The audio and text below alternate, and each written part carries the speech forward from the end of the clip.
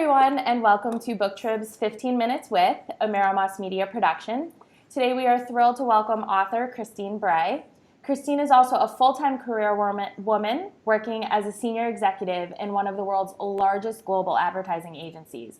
She's written 4 novels, including The Light in the Wound, His Wounded Light, Insipid, and most recently In This Life. You can find her at christinebrae.com and on Twitter and Instagram, of course. Welcome, Christine. It's so great to talk to you today. Hi, Beth. It's so nice to be here. Oh, good. We're glad to have you. So let's first chat about In This Life. Tell me a little bit about the book, some of the main characters, and the stories that we're encountering.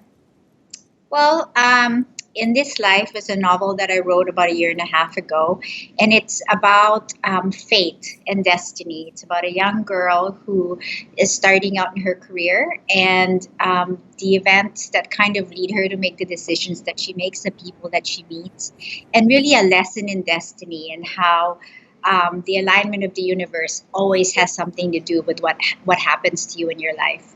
Absolutely, absolutely. The novel has, honestly, a little bit of everything. There's passion, there's travel, life, love, mystery, intrigue. It's so exciting. Did you know when you set out to write the story, you would kind of have all those different facets in the story? Well, I always write. I travel a lot for work, and I'm lucky enough to meet a lot of people, experience a lot of cultures. And so I've always incorporated that in some aspect in all my books. And so for In This Life, I was just traveling a lot and seeing so many places.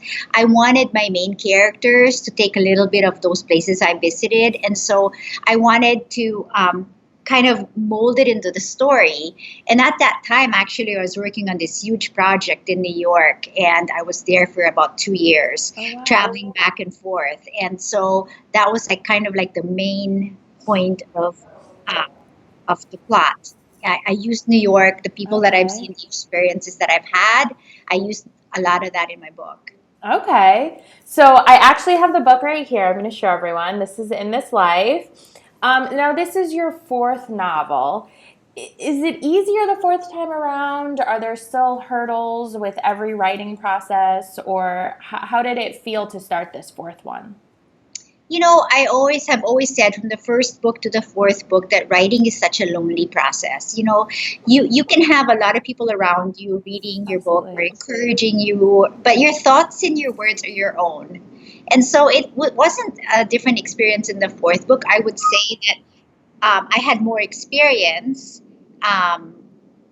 in the 4th book in the sense that I knew more about writing and storyline than I did. So for the technical aspect, I worked with this really good editor. His name is Jim Thomas, and I've learned a lot from him from the technical side. So in the 4th book, I think it shows that I've grown as a writer in that sense. But the experience is always the same, right? The experience is wanting to write what's in your heart at that point in time in your life. And that's always how I've written my books.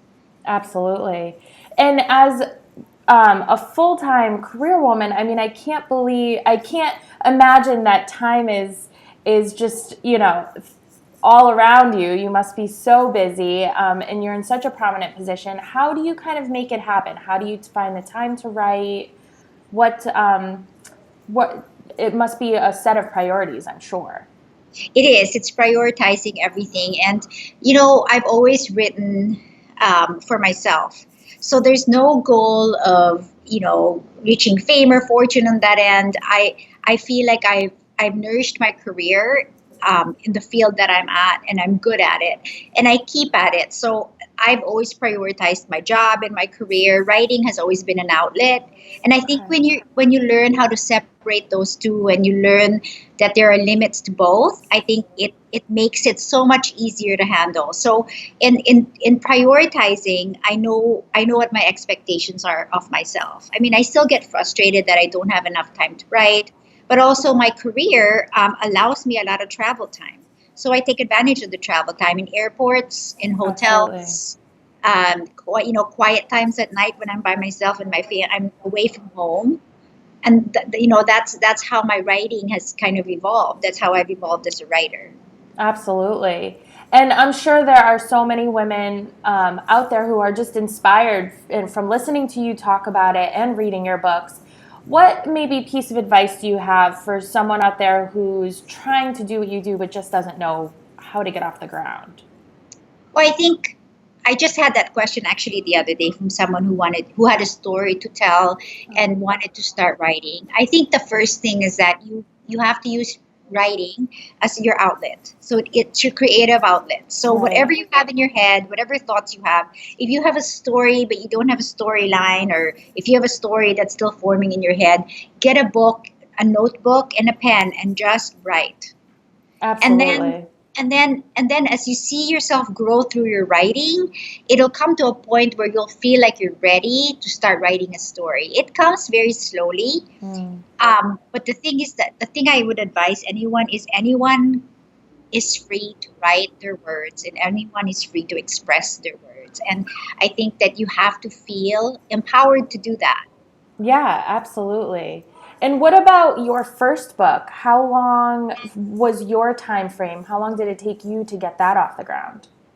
The first book was pretty fast because what happened was the first book, I really experienced something in my life that I wanted to write about. Okay. So my mom passed away in 2010, and I wanted to write about her and our Okay. relationship. And then that's how I started. So I just started writing my thoughts and my feelings in this little notebook. And then it evolved into, hey, you know what? The decisions I made in my life were because of her and because of the two men who I was in love with at that certain period. And so I wanted to write about them. I realized that, I've been through so many experiences that a lot of women have.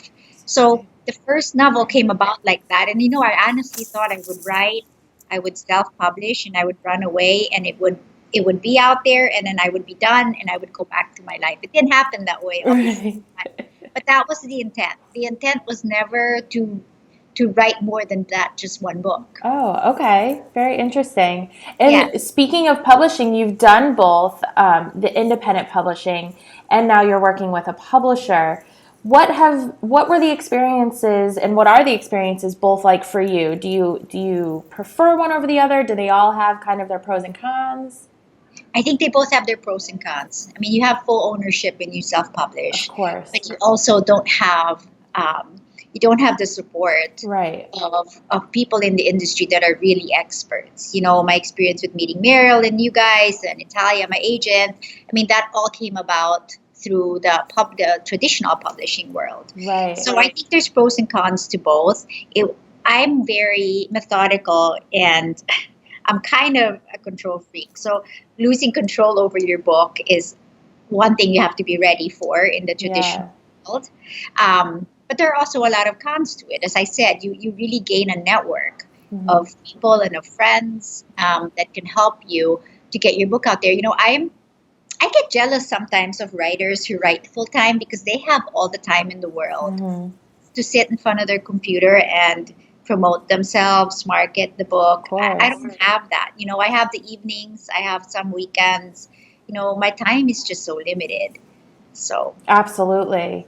And your stories, you mentioned that the couple, your first book and this life, it's been influenced by your life and your own story. Do you try to always draw an inspiration from your life? Are there books that you've written that are separate from your story, or do you like to put a little of yourself in each book? I think by putting a little of myself in each book, I'm able to convey the emotions very well. Absolutely, yeah. And so I do put a little part of myself. So I write women's fiction. I write about, all my books are about strong women, Yes. but fallible women, women with faults, Yes. women who act stupid and crazy in the name of love, but who redeem themselves, because you find yourself that way when you make mistakes. And so I write about Absolutely. that. I write about that because that's me, because I'm constantly stumbling around and trying to find my way. I started late. I had the kids first, and then decided what I wanted to do with my life and my career. So it's what's surprising is how a lot of women identify to that. They identify with Absolutely. that experience. Yeah. Yeah, and actually, you hit the nail right on the head. That was my next question is your stories always include these strong women. They've either already been through something difficult or the story is taking them through it.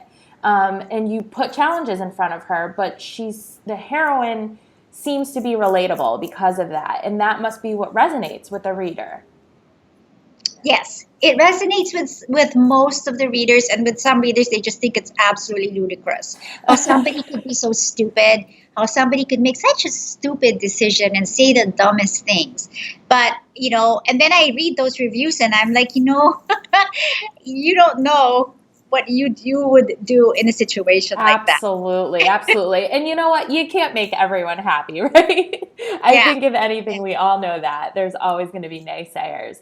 But I think that the story of these women that you're putting out, they're just so strong. They all have some kind of connection, and I really think that sits with the reader and allows them to kind of almost imagine themselves in that position. And when they come out the other end, it's pretty inspiring. Thank you. Yes. That's what I'm Absolutely. trying to get out, at least. Absolutely. So, what do you ultimately, at the end of each book, when you kind of close the chapter, what do you hope in that moment that the reader is going to take away from your story? I think, and I've said this before, the most important thing I want women to take away is that they're not alone. Mm, They're not alone, that somebody else somewhere in the world is going through what they're going through. absolutely, absolutely. That's all again very inspiring, and I'm sure there's plenty of women, and I'm sure plenty of men out there who will look to their reading, to what they are reading, to inspire them in that way. Have you had any outreach from fans and readers who have told you about their own story and how they related? Yes, all the time. We have people message me all the time once they've read the book and tell me about what their experiences are and the lessons that they've learned. And then we also have a group called Brae Butterflies. It's a private group on Facebook where Oh, women who have gone through the same experience are all there. So there's like 180 of us. oh, And lovely. and we're there for each other. So when someone's going through something, a breakup or confusion about some guy or some relationship, Right. they normally post in there, and it's amazing to see all the other women jump in and provide advice. So it's a pretty cool group. Oh, uh, and absolutely. that's probably my biggest they are my biggest inspiration for writing, because they're reading your words and they're taking lessons out of it and they're becoming friends because of it. Absolutely. Absolutely. How lovely. Now, again, we've mentioned your busy schedule. I can't imagine you have a ton of time, but what about 2017? Do you have any book signings coming up? Can fans come out and see you anywhere? Yes, 2017, I'm going to take a step back from book signings only because I got a new position at work, Okay, congrats. and it's going to take a lot of my time. And again, that's my priority. But I do Absolutely. have a new book that's done. Oh, It's great. called Eight Goodbyes, and right now it's just being edited for the final draft. Okay. So I imagine there will be some promotion for that next year. So I'm going to leave that up to the powers that be, and the network Absolutely. that's helping me to let me know if I need to be out there more and how the promotion's going to go. Absolutely. Well, that sounds great, and we look forward to that. And I'm sure your fans and readers are excited to hear about that from you too. So that sounds wonderful. And unfortunately, we have come to the end of our time, but I can't thank you enough for being with us and chatting with us. And um, again, everyone, ChristineBrae.com, and you can grab In This Life now, including her other three books, which are just as fabulous. And I can't thank you enough, Christine, for your time today. Thank you so much for having me. Absolutely. You have a great rest of your day, and thank you to everyone watching. Have a good one. Bye. Bye, guys. Thank you.